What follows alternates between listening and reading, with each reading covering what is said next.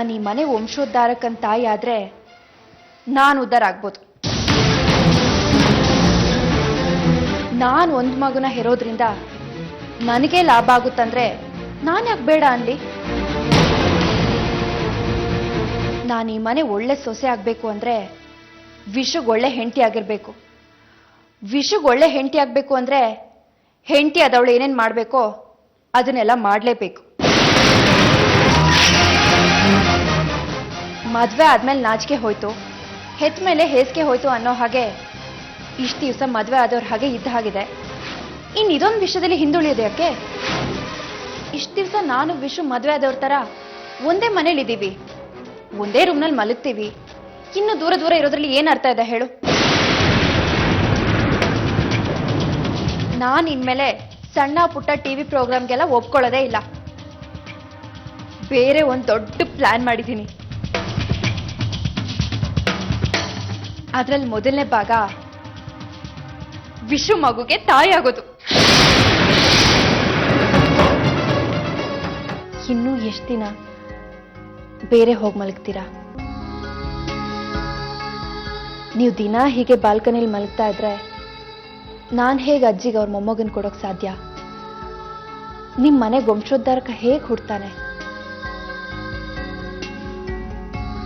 ಅವತ್ ನೀವು ಹತ್ರ ಬಂದಾಗ ನಾನು ಬೇಡ ಅಂದೆ ಅಂತ ಕೋಪನ ಅವತ್ ನಾನು ಮೂಡ್ನಲ್ಲಿರ್ಲಿಲ್ಲ. I am sorry.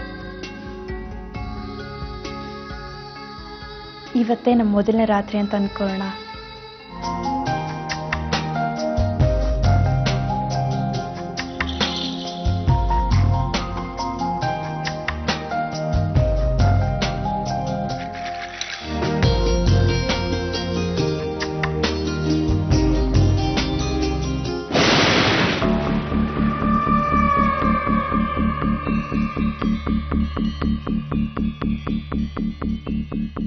ಫೋನ್ ಮಾಡಿದ್ದ. ನಾನು ಹ್ಯಾಕ್ ಮಾಡಿರೋ ವಿಡಿಯೋ ಇಂಡಿಯಾದಲ್ಲಿ ರಿಲೀಸ್ ಮಾಡ್ತಾ ಇದ್ದಾರಂತೆ. Karnataka TV channel, newspaper ಎಲ್ಲದರಲ್ಲೂ ಸುದ್ದಿ ಬಂದ್ಬಿಡುತ್ತೆ. ಬೆಂಗಳೂರಿನ ಗೋಡೆ ಗೋಡೆ ಮೇಲೆ ನಾನು ಡಾನ್ಸ್ ಮಾಡಿರೋ ಪೋಸ್ಟರ್ಸ್ನ ದೊಡ್ಡ ದೊಡ್ಡಾಗೆ ಅಣಿಸ್ಬಿಡ್ತಾರೆ. ಬೆಂಗಳೂರಲ್ಲ? ಹೌದು, ಬೆಂಗಳೂರಲ್ಲೇ. ನಾನೇನು ಮೊದಲೇ ಎಚ್ಚರಿಕೆ ಕೊಟ್ಟೆ ಅಲ್ವಾ ವಿಶಾಖ? ಈಗ ನೋಡು, ಈ ಮನೆ ಮರ್ಯಾದೆ ಬೀದಿಗೆ ಬರುತ್ತೆ. ಏನ್ ಮಾಡೋದು ವಿಶಾಖ? ಈ ಮನೆ ಘನತೆ, ಗೌರವ ಸಾಕು. ಸುಮ್ನಿರೆ. ನನ್ಗೇನ್ ಮಾನ ಮರ್ಯಾದೆ ಬಗ್ಗೆ ಅಂಜಿಕೆ ಇಲ್ಲ ಅಂತ ಅನ್ಕೊಂಡಿದ್ಯಾ? ಶೂಟಿಂಗ್ ಹೋಗೋಕ್ಕೂ ಮುಂಚೆ ಎಷ್ಟು ಸರಿ ಯೋಚನೆ ಮಾಡಿದ್ದೆ ಗೊತ್ತಾ? ನಾನು ಬರಲ್ಲ ಅಂತಾನೆ ಕೂತಿದ್ದೆ. ಆದ್ರೆ ಅವ್ರು ಹೀಗೆ ಬೆನ್ ಹಿಂದೆ ಚೂರಿ ಹಾಕ್ತಾರೆ ಅಂತ ನಾನು ಅನ್ಕೊಂಡಿರ್ಲಿಲ್ಲ. ನನಗೆ ಹೆಲ್ಪ್ ಮಾಡ್ತೀಯ ಅನ್ಕೊಂಡ್ರೆ ಈ ಹೊತ್ತಲ್ಲಿ ಉಪನ್ಯಾಸ ಮಾಡ್ತಿದ್ಯಾ. ಪ್ರೊಡ್ಯೂಸರ್ ಹತ್ರ ನೀನೇ ಮಾತಾಡ್ ನೋಡು. ಅವ್ರ ಫೋನ್ ನಂಬರ್ ಇದೆಯಾ?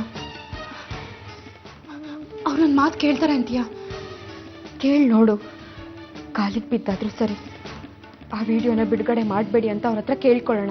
ಸಾರಿ ವಿಶಾಖ, ನಿನಗೆ ಅವಮಾನ ಮಾಡಬೇಕು ಅನ್ನೋದು ನನ್ನ ಉದ್ದೇಶ ಆಗಿರಲಿಲ್ಲ. ಆದರೆ ರಾಧಿಕನಲ್ಲದೆ ಬೇರೆ ಯಾರನ್ನು ಹತ್ರ ಸೇರ್ಸೋಕೆ ನನ್ನ ಮನಸ್ಸು ಹೋಗ್ತಾ ಇಲ್ಲ. ನನ್ನ ಮನಸ್ಸು, ನನ್ನ ದೇಹ ಎಲ್ಲ ರಾಧಿಕಂಗೆ ಸೇರಿದ್ದು. ಹಲೋ ಪ್ರಣವ್, ಪ್ರೊಡ್ಯೂಸರ್ ಇಷ್ಟೊತ್ತಿಗೆ ಎಲ್ಲಿರ್ತಾರೆ? ಬಹುಶಃ ಒಂದು ಬಂಗ್ಲೆಯಲ್ಲಿ ಅನ್ಸುತ್ತೆ. ಅದೆಲ್ಲೋ ಕಲಾಸಿಪಾಳ್ಯ ಹತ್ರ ಒಳಗಡೆ ಬರುತ್ತೆ. ಅಲ್ಲಿ ಮನೆಗಳಿಲ್ಲ, ಕಂಪ್ನಿಗಳು, ಅಂಗಡಿಗಳು, 2-3 ಬಾರ್ ರೆಸ್ಟೋರೆಂಟ್ಗಳಿವೆ. ಆ ಏರಿಯಾ ಅಷ್ಟೊಂದು ಸರಿ ಇಲ್ಲ ವಿಶಾಖ. ಸರಿ, ಈಗ ಫೋನ್ ನಂಬರ್ ಮೆಸೇಜ್ ಮಾಡು. ವಿಶಾಖ, ಅವನಿಗೂ ಸರಿಯಾಗಿ ಅಡ್ರೆಸ್ ಗೊತ್ತಿಲ್ಲ. ಕಲಾಸಿಪಾಳ್ಯದ ಒಳಗೆಲ್ಲೋ ಬರುತ್ತಂತೆ. ನಾವು ಹೋಗಿ ಬಂಗ್ಲೆ ಹುಡುಕಿ ಪಾರ್ಟಿ ನಡೀತಿದ್ದಲ್ಗೆ ಹೋಗೋಣ. ಈಗ್ಲ ರಾತ್ರಿ 11:15 ವಿಶಾಖ. ರಾಧಿಕಾ, ಇಷ್ಟೊತ್ತಿಗೆ ಎಲ್ಲರೂ ಮಲಗಿರ್ತಾರೆ, ಯಾರಿಗೂ ಗೊತ್ತಾಗಲ್ಲ. ನಾನು ಹೋಗಿ ಡ್ರೆಸ್ ಚೇಂಜ್ ಮಾಡ್ಕೊಂಡು ಬರ್ತೀನಿ. ಇಬ್ರು ಒಟ್ಟಿಗೆ ಹೋಗೋಣ. ಬೇಗ ರಾಧಿ ಪ್ಲೀಸ್.